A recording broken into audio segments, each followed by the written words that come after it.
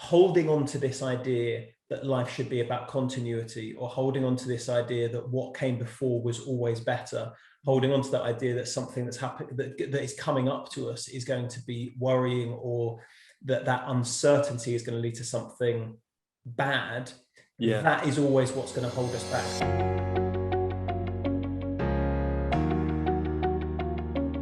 Welcome to the Red Print, your wellness podcast. Today we're going to be talking about dealing with change, including why change can be scary, why it doesn't help to romanticize the past, and practical tips for dealing with change in the best possible way.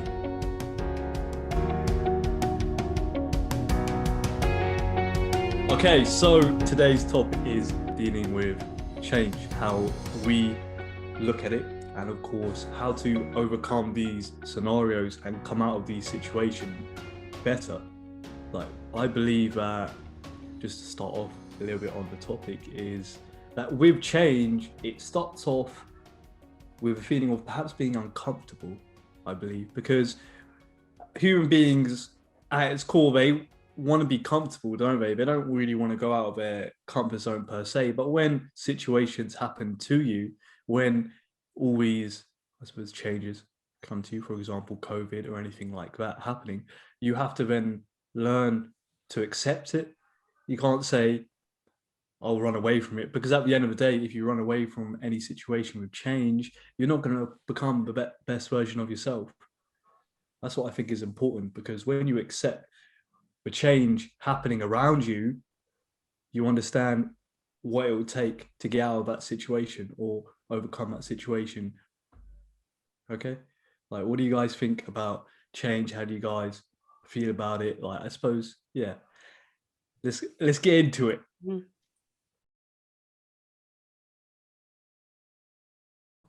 Well, I'll start, and I'll say what, Rachel, you might sometimes say, I've been on a real journey with change.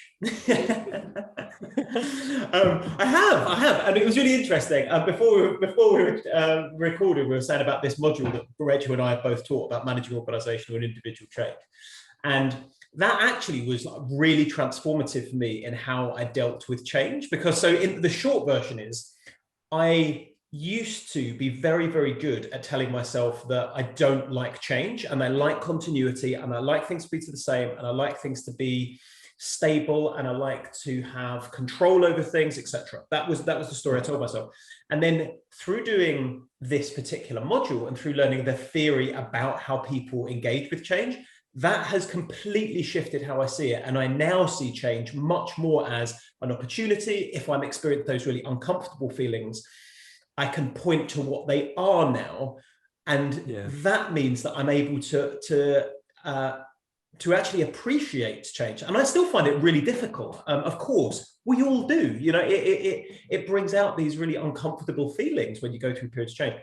But for me, because I've understood a bit of theory around that, because I've got words for it, it's helped me to actually appreciate that and see it as something of going, cool, let's do it, as opposed to, oh, I'm going to try everything I can to avoid it.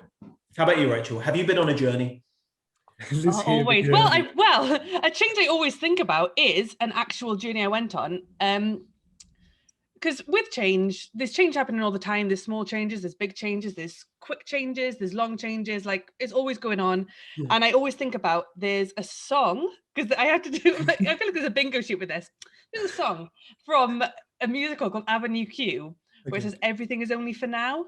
And sometimes that song like helps me with things. I'm like, everything's only for now. No matter what's going on, it's only for now. If it's good, it's only for now. If it's bad, it's only for now. Everything's only for now. But the hardest change, one of the hardest changes I've ever been through, is when I moved from Canada back to the UK. Yeah. And I found it so difficult, and I felt so much grief with that change. And yeah, I just really, really struggled with that one. But otherwise, I feel like for the most part, I deal with change fairly well. I don't mind it. I'm someone who's okay to like live in the moment and take each day as it comes. So when things change, I'm all right with that. And then there's another quote, which I'm not going to give attention to the person who said it because I don't want to, but it is a good quote, which changed my perspective on things as well. And I just saw it on someone's bag, and it said, to improve is to change. So I think sometimes we think about change and we think it's always bad. Change is always changing for the worst. But to improve is to change. If you want things to get better, that requires change. So I think it's thinking about that side of things as well. Not worrying that change always means things getting worse. To change can also, you need to change to improve. It's so true. And like the idea of that sort of nostalgic idea, and nostalgia, I actually think is really, and I say this as someone who, you know, I think now I've got my nostalgia in check, but I used to be very, very nostalgic, and it can be really poisonous to any sort of improvement or development. I was reading something the other day that was saying about how people perceive time, and seeing that things that have longevity and things that are traditional and things that have existed for a long time, they think are inherently better than things that are newer. So there was one experiment where they gave people the same chocolate bar, but it was wrapped differently. And in one, they said this was created with a recipe that was developed 700 years ago.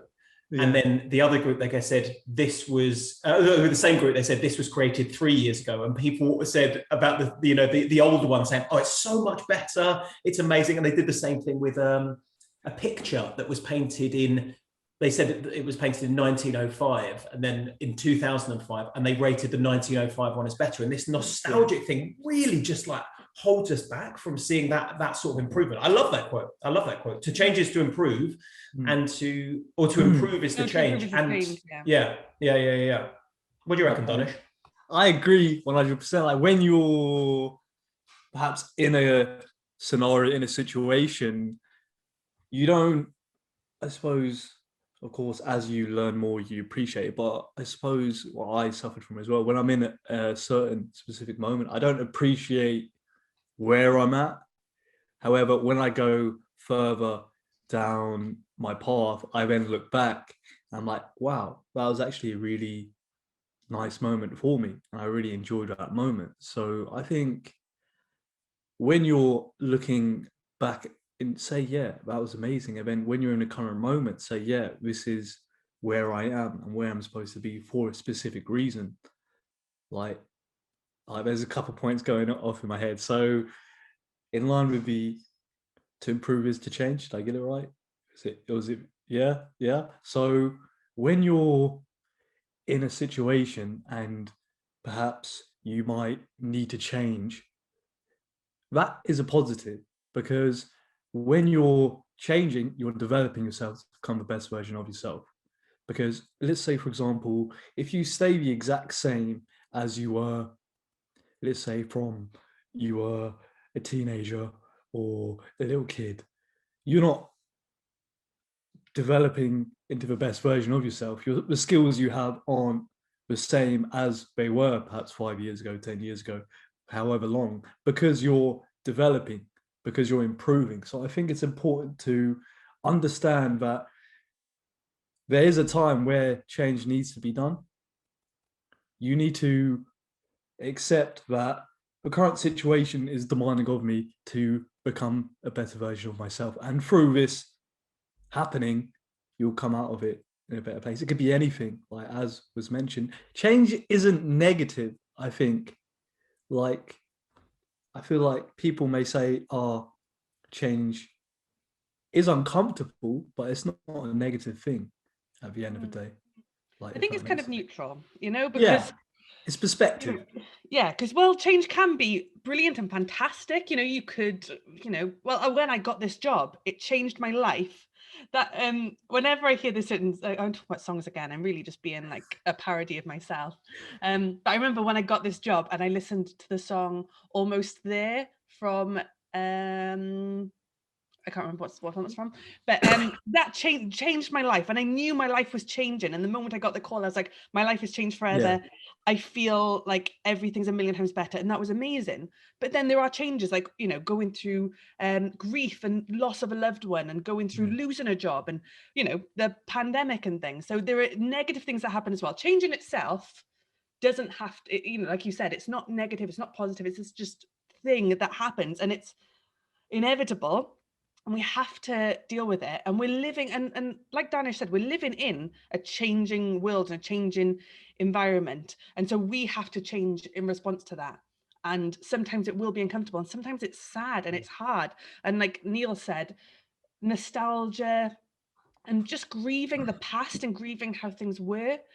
That was like I said, when I moved back from Canada, that was the hardest thing. I kept just wishing I was there, and I would sort of think, oh, this many days ago I was doing this many weeks ago, this many years ago I was doing this, and I was obsessed with the past, and my life in the moment was so rubbish. Really, I was unemployed.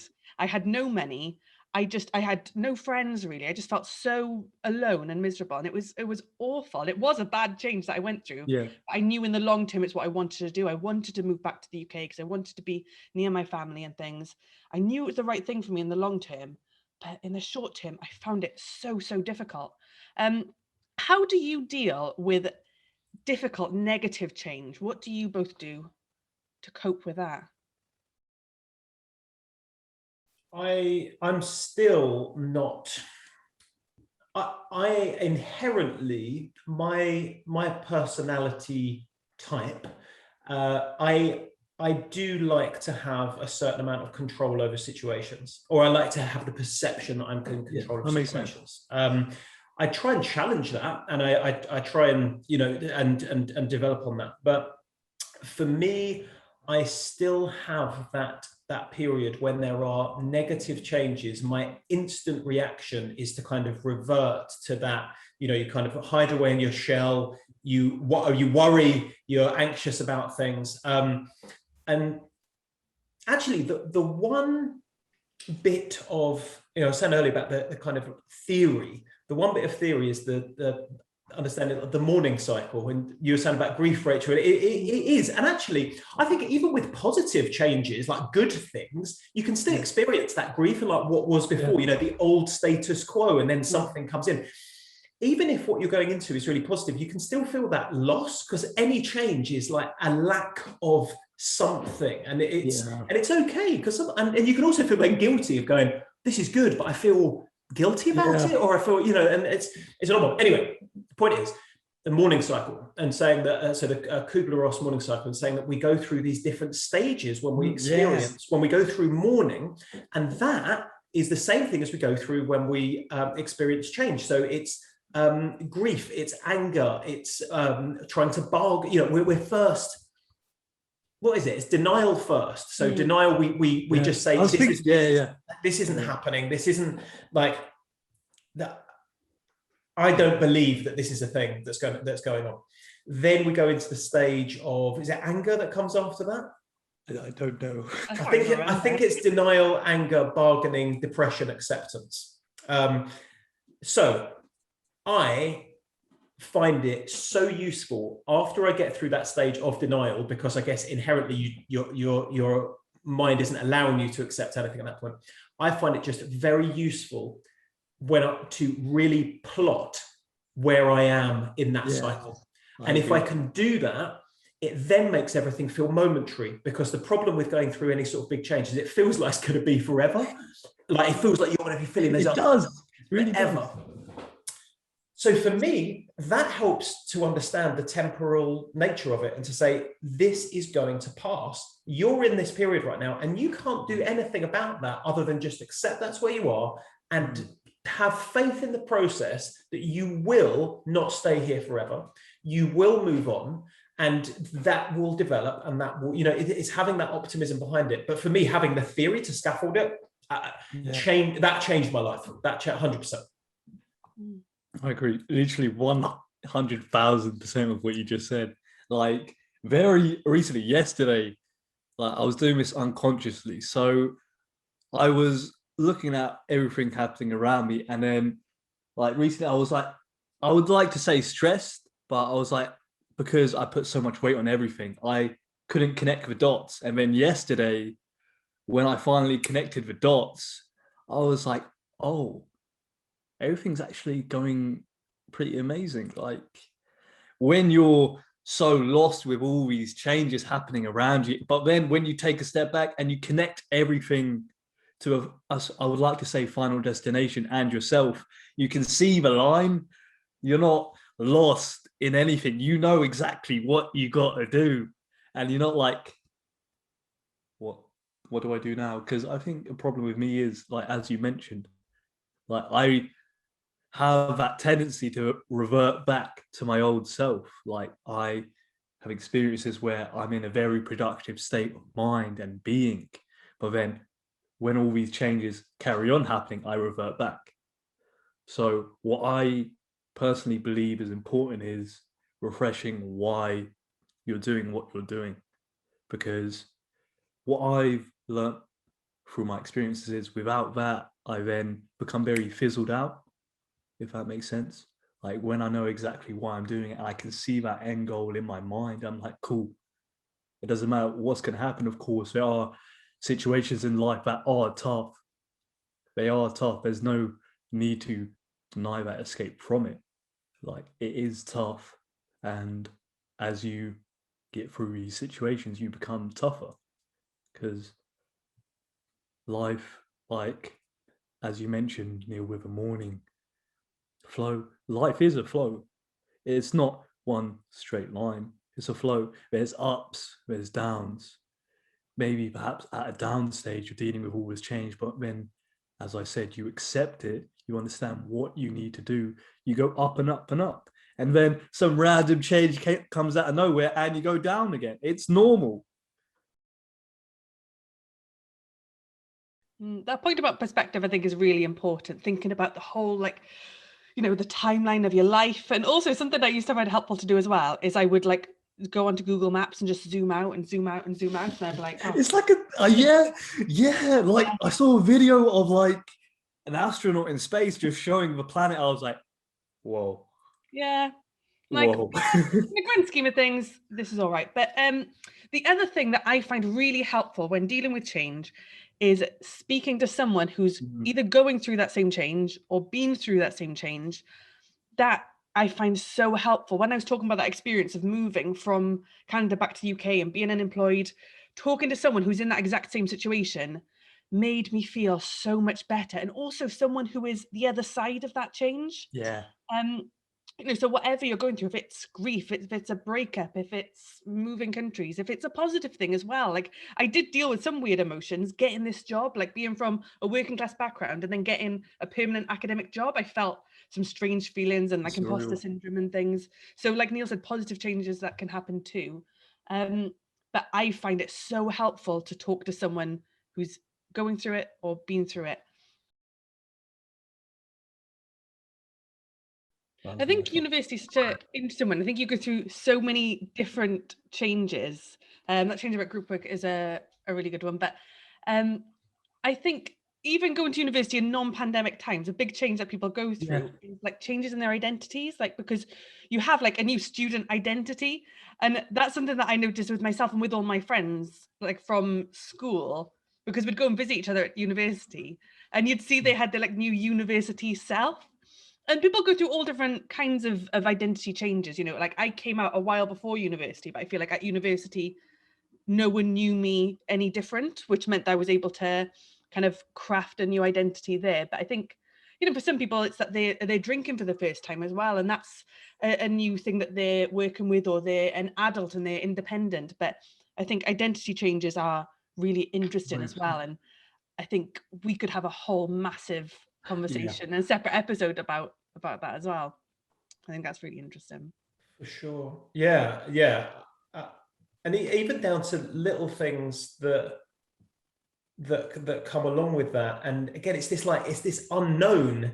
And to come back to a bit of theory on it, that idea of it being liminal, it's somewhere between. You're neither here nor there. You're neither the old version of you or the new version of you yet. You're right in the middle of it. And that is so troublesome, to be in that sort of area, because you don't have something to kind of latch onto yet. It's like, what do I do? Who am I? I mean, I guess that's actually kind of it, isn't it? It's like, that's what happens when we go through change. It's like, we're asking, who am I now? What do I do? How do I act? How do I react to things? And we don't yet know. And again, we can either see that as something that's really limiting or say, well, this is an opportunity for me to find out. This is an opportunity for me. Video game reference incoming. Think of myself as a Pokemon. This is about when I'm about to level up. Like this is about, I'm about to find out something, and it's going to be hard, and it's going to take me a long time to see it, and it's going to take me. I'm going to be in this sort of like mess and this mire, but I'm about to level up, and I'm about to find a new version of myself, and I don't know what that is yet, but it's going to be good. So that identity of coming to university, absolutely. I agree 100%. Both your points, your identity of when you come to uni, because it's a completely different scenario than what you're used to. Perhaps like what I was used to was from, I can't remember the one before. Okay, anyway, so primary school, secondary school to college, I was in a set environment. Okay, like because I was so used to it, going to university, it's completely different. I didn't know what to expect. And then now at this point at university, within university, I'm looking at, okay, it's nowhere near as, what's the word? I had this fantasy in my head. It's nothing like that. It's nothing like the expectations you place upon scenarios. Okay, it's about taking any situation you're in at university in life and be like, okay, cool, I might be uncomfortable. I probably will be uncomfortable. I'll just own it and just get on with it. And through being uncomfortable, you realize the situations you go through, they're not as bad as you think. Like, as you just said, level up. When you go through uncomfortable situations, you level up. And a tangent to that, through becoming uncomfortable, you develop a sense of confidence through that, because you're doing the things that you find uncomfortable. Through that, you're developing new habits. And when you develop the new habits, that's where who you are comes into play. Because the uncomfortable things you might potentially be looking at, you're doing it because you want to. At the end of the day, you know it's going to make you a better person. At the end of the day, you're going to level up. You're going to go through that period of time where you don't know what exactly you're doing, but you're doing it, if that makes sense. Like, you're getting on with it, and through that, I think you'll get used to being uncomfortable, get used to dealing with change, because life is a series of changes, 100%. Like, it's not a stable line. You just got to buckle up for the ride. I thought you were about to quote Tupac there. What? Okay, you got to quote Tupac now. So we are kind of coming to the end a little bit. Final tips, advice, any other bits that we haven't quite touched on yet, or things that you'd like to add in? I think I would just say, in the immortal words of Aerosmith, life's a journey, not a destination. Bang. Boom. Mic drop. What about you, Daanish? I'd say go through life being the role model you believe you can be, because through that you will then go through the tough situations with your head up high and not caring about what happens. Beautiful. I also come back to one. Bill Hicks, the comedian, spoke about life being a roller coaster, and you see, and you go up and down, and you don't always know when you're down. You don't always know when you're up, but that is the experience of it, and we need to holding on to this idea that life should be about continuity, or holding on to this idea that what came before was always better, holding on to that idea that something that's happened, that is coming up to us, is going to be worrying, or that uncertainty is going to lead to something bad. Yeah, that is always what's going to hold us back. So it's like so many of these things, a lot of change is about mindset, and it's about thinking, not just being like, oh, just think positive, it will be fine, just kind of like strap in and get on with it. Life's not like that. Yeah, it's, that's that sort of it doesn't always help just sort of just being like, oh, just get on with it. But it is a lot about mindset, and it is about seeing the opportunities that come from change. And taking it step by step, and accepting that things that you're not always going to feel comfortable, and that short term you might always even be happy. Yeah. But long term, you will be. You don't have to be happy in every single moment. If we're chasing being happy and content in every single moment, then that's a really good way of making us quite complacent, I think.